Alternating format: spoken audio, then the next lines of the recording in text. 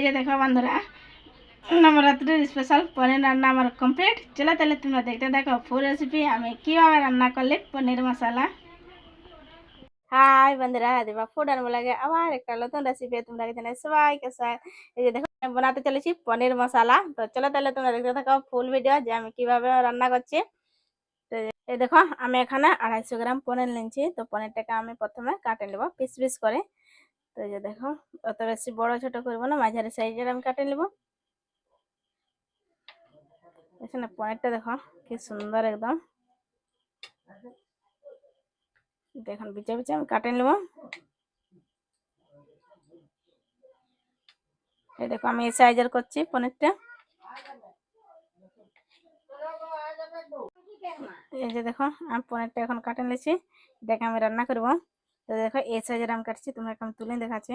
এই দেখো একদম মাঝারি সাইজে কাটে নিয়েছি, অত বেশি বড় নয় আর ছোট নয়।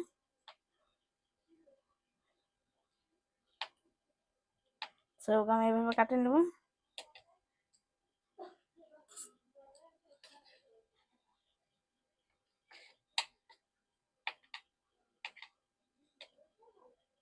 দেখো আমার একদম কাটা কমপ্লিট হয়ে গেছে। ইয়াকে আমি ভাজে নেব।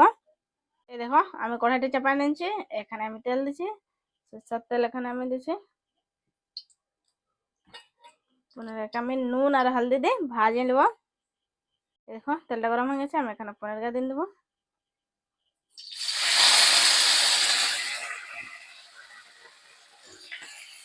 এখানে আমি নুন দিয়ে দেবো,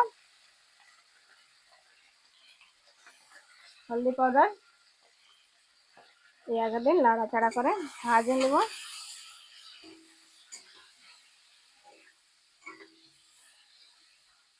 পনিরকে একদম ভাজা গেছে, দেখেন কি সুন্দর ভাজাচ্ছে, একদম লাল লাল করে আমি ভাজে নিয়েছি। তো এখন আমি প্লেটে তুলে নেব।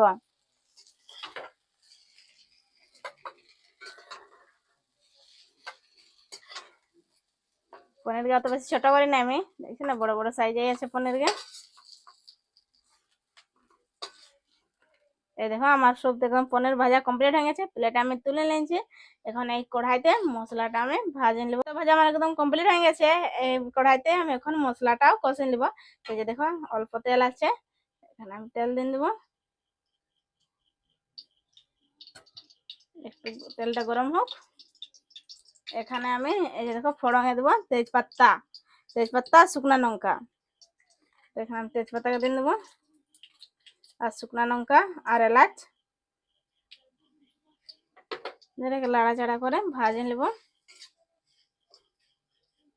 এই দেখো লঙ্কাকে একদম ভাজা গেছে, এখানে আমি পোস্ত দিয়ে দেবো।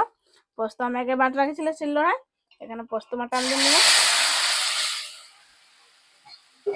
একটু অল্প আমি ভাজে নেবো। এটা ভাজাতে ভাজাতে একটা মশলার এখানে পেস্ট তৈরি করে নেব। এখানে হলদি পাউডার দিব পরিমাণ মতন,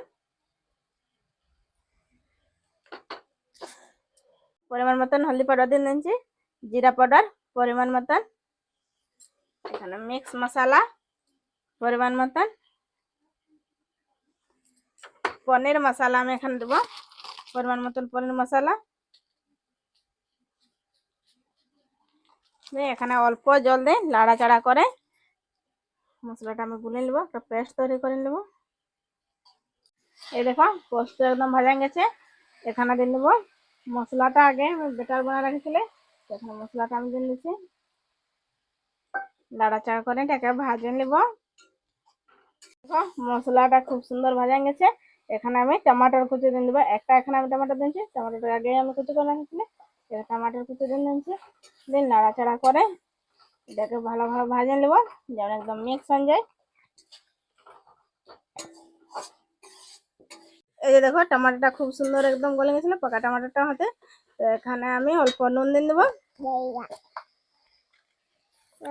পনিরটা তো ভাজার সময় আমি নুন দিয়েছিলি, এখানে আমি অল্প মাত্রায় নুন দিয়ে দিয়েছি। নুন দিয়ে লাড়াচাড়া করে মিক্স করে নিয়েছি।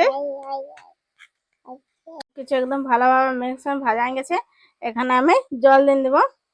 এখানে অল্প জল দিয়ে দেবো। জলটা ফুটলে আমি এখানে পনির গাজর নেব। কি সুন্দর দেখছেন, একদম কালারটা দেখো কি সুন্দর আসছে। এই দেখো পনির মশলাটা একদম ফুটছে। এখানে আমি পনির গা দিয়ে নেবো। পনির গা আমি আগে দেখছেন হলদি আর নুন দিয়ে ভাজি রাখেছিলে, তো এখানে পনির গা দিয়ে নিচ্ছে। যেটুকু লাড়াচাড়া অল্প আমি করে নেবো, একদম মাখা মাখা হলে এটা আমি নামকাই নেবো। এই দেখো একদম পনির মশলা আমার একদম রান্না কমপ্লিট হয়ে গেছে না, দেখছো না কি সুন্দর একদম আছে, একদম মাখা মাখা আমি করেছি। তো এটাকে এখন প্লেটের মধ্যে আমি তুলে নিব। এই যে দেখো বন্ধুরা, আমার একদম পনির মশলা রান্না করা কমপ্লিট হয়ে গেছে। আর আমার রেসিপিটা যে ভালো লাগলো বন্ধুরা, তো লাইক কমেন্ট শেয়ার আর সাবস্ক্রাইব করতে ভুলবেন না। আজকের জন্য বাই, আবার দেখা হবে তোমার সাথে নতুন রেসিপি নিয়ে।